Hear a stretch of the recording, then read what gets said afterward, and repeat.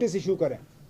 जहां तक मैं जानता हूं, नोटिस जो है सिर्फ ज़बानी नहीं होता, नोटिस का जो है रिसीप्ट आपको हासिल करना होगा। अब अगर हुकूमत कहती है कि सागर साहब को उन्होंने 3 महीने पहले नोटिस दी, तो मेहरबानी करके उस नोटिस का रिसीट दे दीजिए, हमें दिखाइए कि आपने नोटिस दिया। और यहाँ तक भी, जहाँ तक मैं प्रोसीजर जानता हूँ, अगर नोटिस रिसीव करने से कोई इनकार करे या नोटिस का रिसीप्ट ना मिले, तो आपको वो नोटिस उस घर के या उस ज़मीन के गेट पे चिपकाना पड़ता है। चिपकाने के बाद it is deemed to have been served. क्या इन घरों पे कहीं पे भी आपने गेट पे नोटिस चिपकाया? क्या ये तमाशा करने से पहले आपने खुद अपने कानून को देखा? या यहाँ पे एक लॉलेस सोसाइटी हम कायम कर रहे हैं, जहाँ जिसकी लाठी उसकी भैंस, जहाँ आप चाहें अपना बुलडोज़र लें, मीडिया को आप साथ चलाइए और उसके बाद कोई सवाल ना करे। सबको डराया धमकाया हुआ है कि आप सवाल करोगे तो बुलडोज़र आपके यहाँ पहुँचेगा।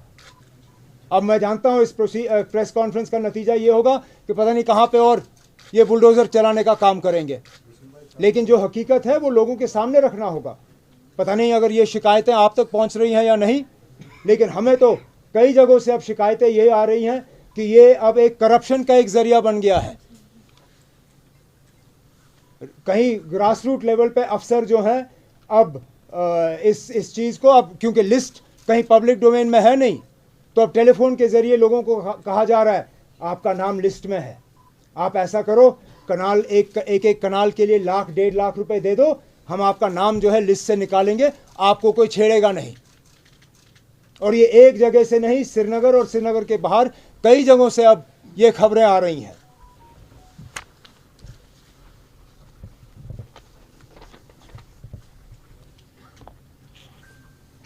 और जैसे मैंने आपसे कहा, किसी को पता नहीं कि असलियत क्या है, हकीकत क्या है और प्रोसीजर क्या है।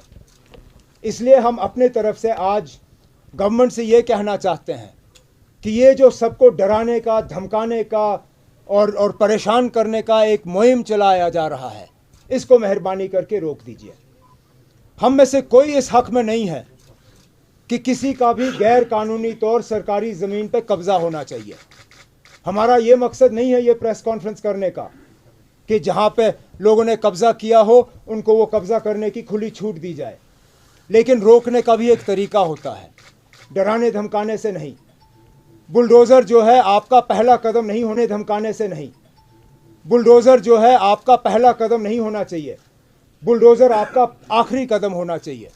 इसलिए हम हुकूमत से आज कहना चाहते हैं कि फ़िलहाल ये बुलडोज़र भेजने का आप सिलसिला रोक दीजिए। आप एक काम करिए, आपने अभी तक तो पिछले ही सैटरडे को आपने हाई कोर्ट में कहा कि अभी तक फ़िलहाल जो लिस्टें पब्लिक डोमेन में आई हैं वो फॉर्ज्ड हैं, वो फॉर्जरी हैं, वो गलत हैं।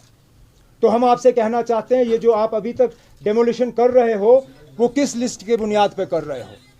वो लिस्ट जो है उनको पब्लिक डोमेन में डालिए, उनको आप ओन करिए, कहिए कि ये लिस्ट है, इस लिस्ट की हमने वेरिफिकेशन की है, ये लिस्ट जो है हम कहते हैं कि फलाने लोग जो हैं वो गैर कानूनी तौर जो है सरकारी ज़मीन पे कब्ज़ा जमाए हुए बैठे हैं। उसके बाद जिन लोगों के नाम उन लिस्टों में दर्ज हैं उनको कम से कम आप 4 से 6 हफ्ते का वक्त दीजिए, ताकि अगर उनके पास कागज़ हैं अपने क्लेम को साबित करने का कि वो वहाँ पे गैर कानूनी तौर नहीं बैठे हैं, आप अफसरों को मुकर्रर करिए, आप रेवेन्यू डिपार्टमेंट को वो इख्तियारात दे दीजिए ताकि वो कागज़ वेरीफाई करें।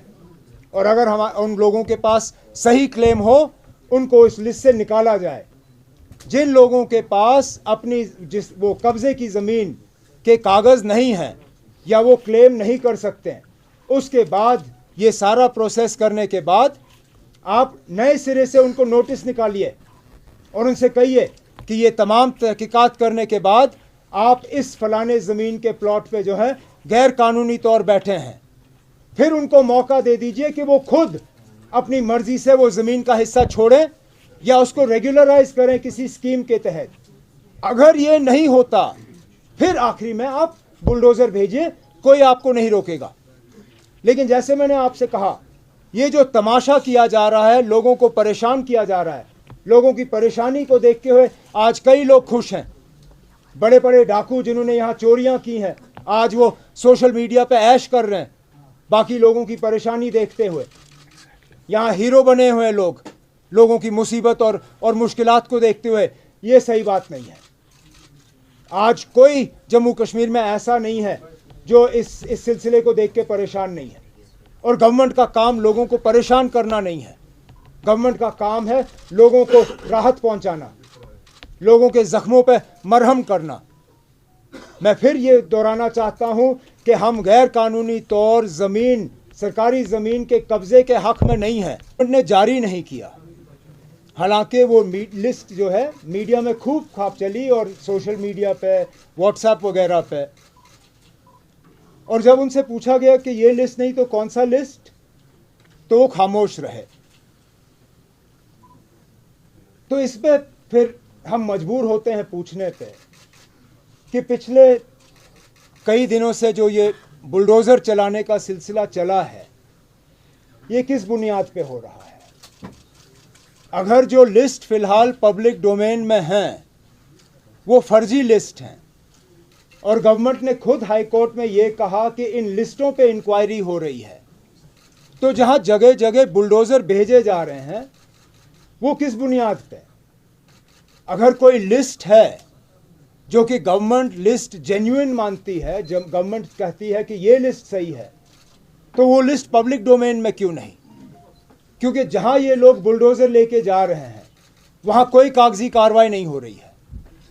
मैं अपने रिश्तेदारों का मिसाल आपको दे सकता हूं। जब ये नीडोज़ गए वहां अपना बुलडोज़र लेके, जिसमें आप सबों को पहले बताया गया, वहां जो रहने वाले लोग थे उनको पता नहीं था, लेकिन आप सबों को पता था।